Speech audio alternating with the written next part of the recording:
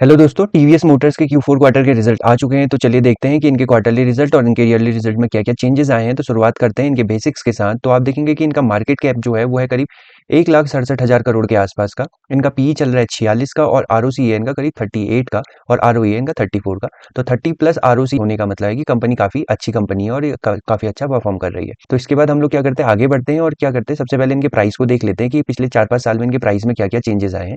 तो ये हमारे पास प्राइस का ग्राफ है। तो आप देखेंगे कि जनवरी 2021 में इसका प्राइस था करीब ₹600 के आसपास और अभी वही प्राइस जो है ₹3,500 के आसपास का चल रहा है। और इससे पहले करीब-करीब आप देख सकते हैं 3,869 ₹3,070 के आसपास का हाई भी टच करके आया है। और देखेंगे इस सेम टाइम पीरियड में इस हाई टच करने के बाद और उससे पहले ये क्या कर रहा है, एक ज़ोन पे कंसोलिडेट हो रहा है। तो आप देखेंगे कि इसके प्राइस की कंसोलिडेशन ज़ोन है, जहाँ ये करीब-करीब पिछले सितंबर से क्या हो रहा है, कंसोलिडेट हो रहा है। तो ये इसके प्राइस का कुछ मूवमेंट है जो हम लोग अभी देख रहे हैं। और इससे पहले देखेंगे कि आप यहाँ पर इसने एक प्राइस में इस तरीके का एक पैटर्न बनाया था और ये क्या था, एक kind of cup and handle pattern आप बोल सकते हैं। तो ये कप एंड हैंडल पैटर्न कैसे है उसको भी हम लोग शो कर देते हैं आपको। तो देखेंगे कि यहाँ पर इसने क्या करा है, काइंड ऑफ एक कप बनाया था, कप के बाद इसने हैंडल बनाया और हैंडल के बाद इसने ब्रेकआउट दिया और तब से ऊपर गया, उसके बाद ये कंसोलिडेट हो रहा है। तो ये क्या है, इसके प्राइस में कप एंड हैंडल पैटर्न का भी फॉर्मेशन हमको यहाँ पर होते हुए दिखा था, जो कि 2024-25 के आसपास था। तो चलिए आगे बढ़ते हैं और इनके क्वार्टरली रिजल्ट पर एक नजर डालते हैं। एक बात और, हम लोग इनका क्या कर रहे हैं, स्टैंड अलोन रिजल्ट देख रहे हैं, कंसोलिडेटेड रिजल्ट नहीं देख रहे।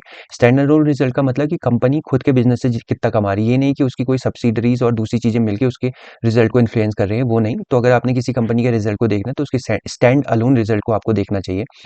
तो आप देखेंगे कि मार्च 2025 में इनकी सेल थी 9,550 करोड़ के आसपास, जो कि अभी हो गई है 12,800 करोड़ के आसपास की। एक्सपेंसेस थे 8,200 करोड़ के आसपास के, वो हो गए 11,000 करोड़ के। और ऑपरेटिंग प्रॉफिट जहां 1,300 करोड़ के आसपास का था, वही ऑपरेटिंग प्रॉफिट अब 1,680 करोड़ के आसपास का पहुंच गया है। और ऑपरेटिंग प्रॉफिट मार्जिन लगभग लगभग सेम ही है, 14 था और इस बार 13% के आसपास है। इनकी अदर इनकम दोनों साल आप देखेंगे नेगेटिव चल रही है। साथ में इंटरेस्ट लास्ट ईयर 36 का था, इस बार 59 सीआर का है। और डेप्रीशिएशन 200 सीआर से बढ़ के हो गया 240 सीआर का। तो profit before tax last year 1020 CR के कंपैरिजन इस बार हो गया है 1358 सीआर का। लास्ट ईयर इन पे 25% का टैक्स था और इस बार है 27% का टैक्स। तो इन सारी चीजों के बाद जो इनका नेट प्रॉफिट निकल के आ रहा है, जो लास्ट ईयर 761 सीआर का था, इस बार वो बढ़ के हो गया 998 करोड़ के आसपास का। तो आप देखेंगे कि क्वार्टर ऑन क्वार्टर बेसिस पे सेल्स में भी अच्छा जंप आया है और प्रॉफिट भी अच्छा खासा जंप के साथ आया है। तो एक अच्छी बात है। तो हम लोग क्या करते हैं, एक बार इनकी वेबसाइट पे चले जाते हैं और देखते हैं इनकी प्रोडक्ट लिस्ट के बारे में कि ये क्या क्या बनाते हैं। तो सबसे पहले हम लोग मोटरसाइकिल से स्टार्ट करते हैं। तो आप देखेंगे इनके पास टीवीएस की अपाचे की पूरी सीरीज है। उसके बाद आप देखेंगे यहाँ पर टीवीएस रॉनिन नाम से बनाता है बाइक, रेडर नाम से बना रहा है, रेडियन नाम से बना रहा है और भी स्टार सिटी प्लस नाम से भी इनकी बाइक्स है। इसके बाद स्कूटर सेगमेंट में आप देखेंगे तो एंटॉर्क एक फेमस ब्रांड है, जुपिटर फेमस है और उसके अलावा भी इनके पास ब्रांड है जेस्ट नाम से। तो ये इनके ब्रांड है जो कि काफ़ी वेल नोन और फेमस ब्रांड है। इसके बाद ये इलेक्ट्रिक सेगमेंट में भी है और iQube नाम से, टीवीएस एक्स नाम से और टीवीएस ऑर्बिटर नाम से इनके क्या है, इलेक्ट्रिक सेगमेंट के ब्रांड्स हैं। इसके अलावा ये इकलौती कंपनी है जो मोपेड्स भी बना रही है टीवीएस एक्सएल 100 नाम से। और इसके अलावा इनके पास थ्री व्हीलर्स की भी सीरीज है, जिसमें किंग ड्यूलक्स और किंग ड्यूरामैक्स करके हैं और इलेक्ट्रिक सेगमेंट में किंग ईवी मैक्स करके है। और ये मिनी ट्रक्स भी बना रहे हैं, आप देख सकते हैं, जो क्या हो रहे हैं, हमारे छोटा मोटा सामान ले जाने के लिए यूज होते हैं। इलेक्ट्रिक और पेट्रोल दोनों वर्जन में इन्होंने वो बनाए हुए हैं। तो एक बार फिर से वेबसाइट में लौट जाते हैं और देखते हैं इनके प्रॉफिट एंड लॉस स्टेटमेंट को, मतलब इनके हम लोग क्या कर रहे हैं, अब ईयरली रिजल्ट को देखने की कोशिश करते हैं कि वहाँ क्या चेंज आए। तो लास्ट ईयर आप देखेंगे कि इनकी करीब 36,000 करोड़ की सेल थी और वही सेल इस बार बढ़ के हो गई 47,000 करोड़ के आसपास की। तो आप बोल सकते हैं सेल्स में करीब 10,000 करोड़ के आसपास का एक अच्छा खासा जंप आया। और सेम टाइम पे जहाँ इनके एक्सपेंसेस 31,000 करोड़ के थे, वही अब बढ़ के 40,000 करोड़ के आ गए। तो इससे हुआ ये है कि जो operating profit last year 4,454 crore के आसपास का था, वो इस ईयर बढ़ के हो गया 6,000 करोड़ के आसपास का। और ऑपरेटिंग प्रॉफिट मार्जिन इनका 12 से 13% चल रहा है। लेकिन अच्छी बात ये देखने को मिल रही है कि ये कंटिन्यूअसली अपना ऑपरेटिंग प्रॉफिट मार्जिन बढ़ाते जा रहे हैं, जो कि 2015 में 6% था, उसी ऑपरेटिंग प्रॉफिट को ये अभी बढ़ाते बढ़ाते करीब 13% के आसपास ले आए हैं। तो आप कह सकते हैं कि 10 साल में इन्होंने अपना ऑपरेटिंग प्रॉफिट मार्जिन करीब करीब डबल कर लिया है, जो कि बहुत अच्छी बात है। इसके अलावा इस साल की इनकम नेगेटिव रही है, इंटरेस्ट इन पे हायर साइड पे रहा है इस बार 204 करोड़ का, डेप्रिसिएशन भी 901 करोड़ का है, जो कि ऑलमोस्ट 150 करोड़ ज्यादा है लास्ट ईयर से। तो लास्ट ईयर जहां इनका प्रॉफिट बिफोर टैक्स करीब 3,600 करोड़ के आसपास का था, वो इस बार हो गया 4,900 करोड़ के आसपास का। मतलब प्रॉफिट बिफोर टैक्स में 1,300 करोड़ के आसपास का अच्छा खासा जंप आया है। इसके बाद टैक्स रहा है इन पे 25% के आसपास लास्ट लास्ट ईयर इस बार है 26%। तो इनका जो net profit last year 2700 crore के आसपास का था, वही नेट प्रॉफिट इस बार 3600 करोड़ के आसपास का हो गया है। अब यहाँ पर एक चीज़ नोटिस करने वाली ये है कि ये कंपनी जहाँ पर क्या कर रही है, करीब-करीब आप देख सकते हैं 47,000 करोड़ की सेल्स कर रही है, लेकिन वही चीज़ इनके नेट प्रॉफिट में आते-आते करीब 3,000 करोड़ के आसपास का बच रहा है। तो आप बोल सकते हैं कि ये अपनी सेल्स का करीब 7 से 7.5% हिस्सा ही अपने क्या कर पा रहे हैं, नेट प्रॉफिट में कन्वर्ट कर पा रहे हैं। ये एक चीज़ नोटिस करने वाली है।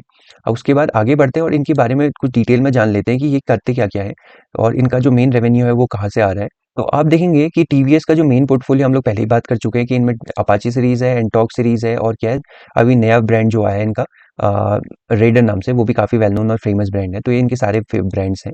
उसके बाद आगे बढ़ेंगे और आप देखेंगे इनकी जियोग्राफिकल प्रेजेंस के बारे में। तो इनकी जो जियोग्राफिकल स्प्लिट है, मतलब करीब करीब क्या हो रहा है, 72% सेल्स इंडिया से और आउटसाइड ऑफ इंडिया 28% इनकी सेल्स है।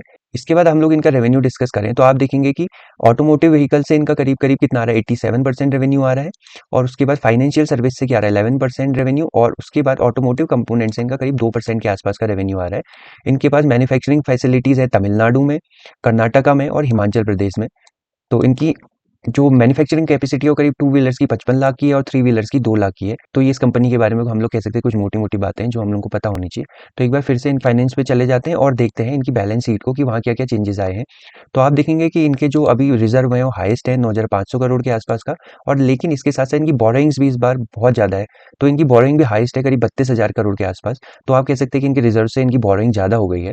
Current work in progress 9,974 crore के आसपास का है। इन्वेस्टमेंट इन पे 1,100 करोड़ के आसपास की है। तो इनके बैलेंस शीट में जो मेजर प्रॉब्लम हमको देखने को मिल रही है वो है इनकी बोरोइंग्स की, जो करीब 32,000 करोड़ के आसपास की है। ये बोरोइंग्स इन्होंने किस-किस चीज़ के लिए ली है, वो एक चीज़ हमको ढूँढनी पड़ेगी। तो आप देखेंगे कि इनमें से लॉन्ग टर्म बोरोइंग 12,000 करोड़ के आसपास की है और शॉर्ट टर्म बोरोइंग हमारे पास 19,000 करोड़ के आसपास की है। उन्होंने लीज़ भी ली है।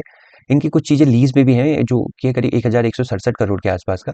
तो अब आप लोगों के लिए एक काम ये है कि आप लोगों को ये सर्च करना है कि जो टीवीएस ने बोरोइंग्स इतनी ज़्यादा हेवी अमाउंट में ली हुई है, वो किस चीज़ के लिए ली हुई है। तो चलिए आगे बढ़ते हैं और देखते हैं इनके शेयर होल्डिंग पैटर्न को। तो आप देखेंगे कि जहाँ पे 2023 में इनके करीब स्टेक्स थे 50% के आसपास, वो अभी भी सेम है, उसमें कोई चेंजेस नहीं आया है। एफआईएस 18% से बढ़ के करीब करीब हो गए हैं 22.5% के आसपास। तो एफआईएस में 4.5% का इंक्रीज है। डीआई सेम टाइम पे जहाँ 23.41% थे, वही डीआईएस अभी 18.84% रह गए। मतलब डीआईएस में ड्रॉप आया करीब 5% के आसपास का। और पब्लिक में आप देखेंगे 8.19% से इंक्रीज होकर 8.3% के आसपास हो गए। तो पब्लिक में 0.1% का इंक्रीज आया है। ये इंक्रीज देखने में तो छोटा है, लेकिन जब आप इस इंक्रीज को इनके नंबर ऑफ शेयर होल्डर्स में देखेंगे तो आपको पता चलेगा कि जहाँ 2023 में इनके number of share holder 2 lakh के आसपास थे, वही शेयर होल्डर्स अब बढ़ के कितने हो गए, 3,24,000 के आसपास हो गए। तो आप कह सकते हैं कि नंबर ऑफ शेयर होल्डर में करीब 30 टू 40% का जंप आया है, जबकि पब्लिक की शेयर होल्डिंग में इतना मेजर कोई चेंज नहीं आया है। तो इससे क्या बात समझ में आ रही है? इससे हमको ये बात समझ में आ रही है कि जो छोटे-छोटे शेयर्स बाय करने वाले लोग हैं, जिनके अमाउंट करीब 2, 4 या 5 शेयर्स में होते हैं, उनकी खरीदारी क्या हो रही है, कंपनी में बढ़ रही है। जबकि जो बड़े जो होल्डर्स पब्लिक में भी बड़े थे, मतलब जो बड़े लेवल पे ट्रेड कर रहे थे 100, 200, 500 शेयर्स में, उनकी क्या हो रही है, होल्डिंग यहाँ पर घटते हुए हमको दिख रही है। तो ये एक चीज़ है। तो ये टीवीएस का मोटा-मोटा एनालिसिस था। तो आई होप आपको टीवीएस का एनालिसिस पसंद आया होगा। अगर आया तो आप मेरे वीडियो को लाइक करके ज़रूर जाइएगा। तो चलिए मिलते हैं नेक्स्ट वीडियो में, तब तक अपना ख्याल रखिए।